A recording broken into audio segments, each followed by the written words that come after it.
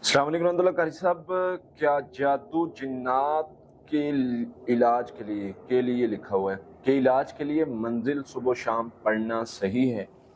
देखिए जी, मंजिल में कुछ आयात इकट्ठी की गई हैं जो ग़ालिबन 33 आयात हैं, और उनमें बहुत सारी मतलब आयात ऐसी हैं जो जादू जिन्नात के ख़िलाफ़ बहुत ज़्यादा फ़ायदेमंद हैं।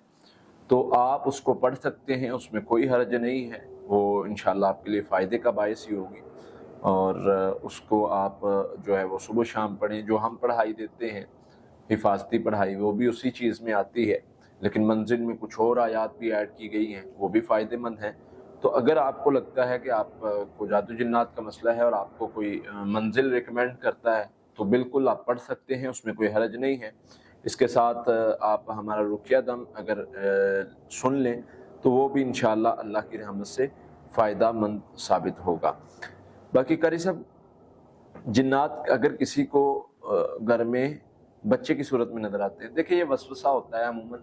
अगर आप घर में अज़ानें दें चारों कोनों में, या अज़ान लगाएं या रुक़या दम लगाएं और हिफाजती पढ़ाई करें, तो अगर घर में कोई चीज़ होगी तो वो ख़त्म हो जाएगी। बाकी ज़्यादातर ये वसवसा होता है, उसको इग्नोर किया जाए।